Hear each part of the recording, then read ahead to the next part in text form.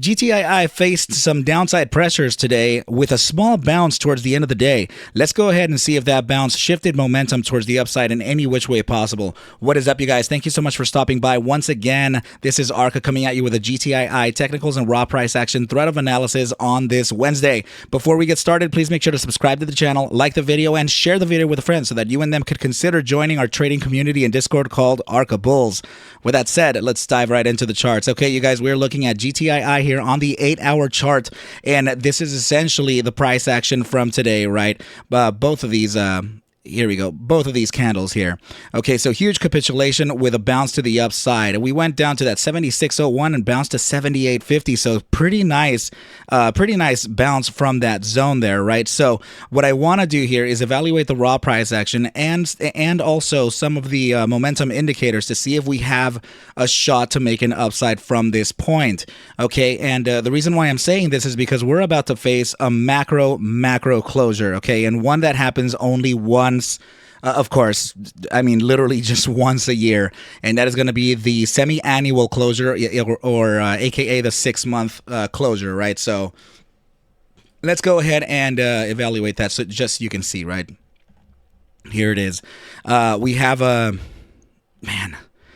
We have some pressure here, okay, you guys. So we're looking at a 6-month closure here on in 1 day and 21 hours, okay.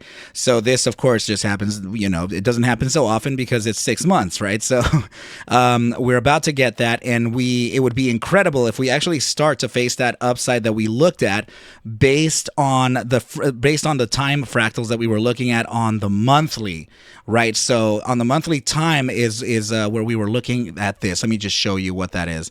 Okay, I believe it was right over here. There we go. This. Okay, so I like the fact that we're down here. Okay, and I also like the fact that I'm talking about macro closure here, you guys. All of them, monthly, bi-monthly, the 3-month, 6-month.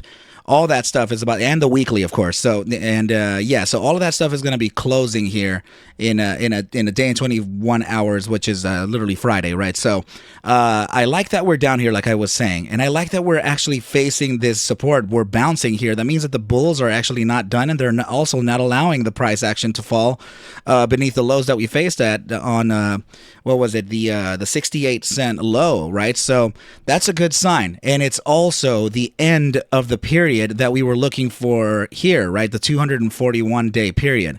So this candle closing here would be the completion of this cycle.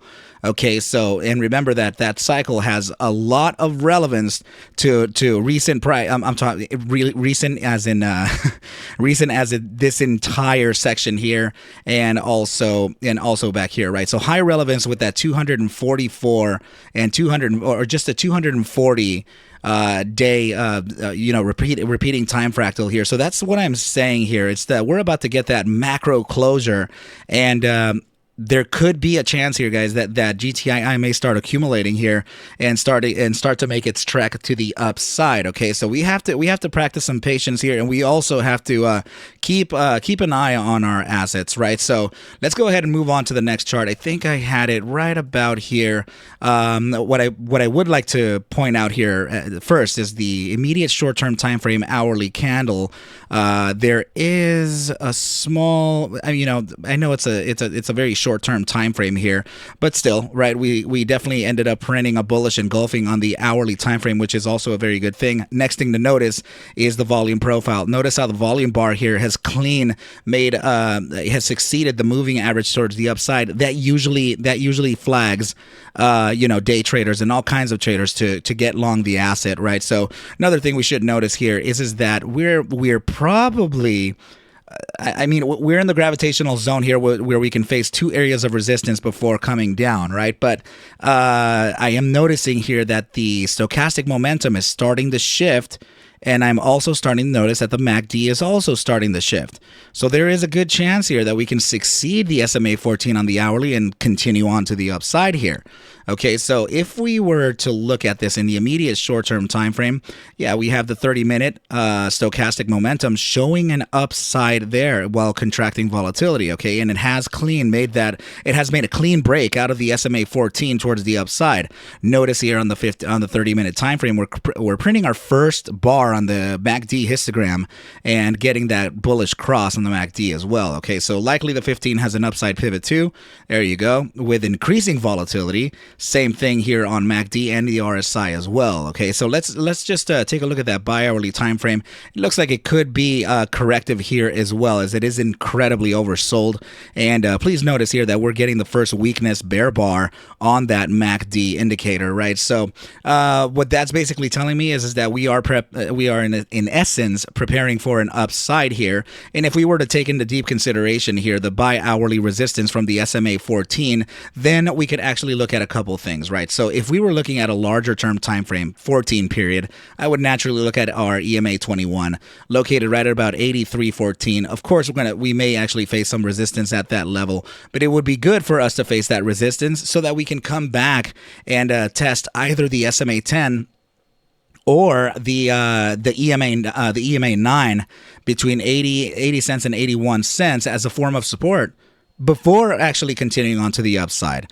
Okay, so that could be in line for tomorrow. Okay, so let's go ahead and move on to the last chart, which is actually the RSI, right? So please notice here, we already talked about this 30-minute immediate short-term time frame upside pivot.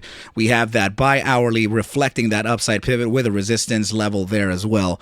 Okay, but with this resistance, we may face a very short-term downside, right? That downside I can see very limited too, and that's why I'm saying 80 cents or 81 cents because of this.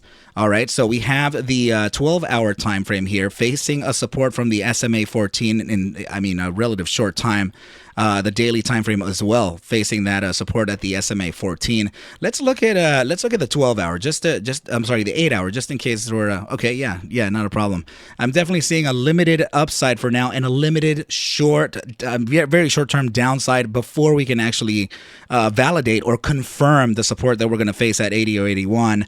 All right, so definitely don't keep your eyes off of the 71.28 cent target. Okay, just in case. Make sure to keep your eyes peeled for that. Okay, we want to look for those targets there, as there is some momentum suggesting a continuation to the downside. But like I said here, this is it looks like we have flashed enough momentum to start an upside pivot from here. Okay, so that paired with whatever Jerome Powell said today, the markets felt pretty bullish. In fact, in the after hours, you can actually see that we have continued to the upside in the on the SPY, right? So please notice here that we're actually upside of the SMA 10 at 437.07, and that's a good thing because at market open, we can actually use the previous day's close at 436.39 and the SMA 7 as a support before a continuation to the upside.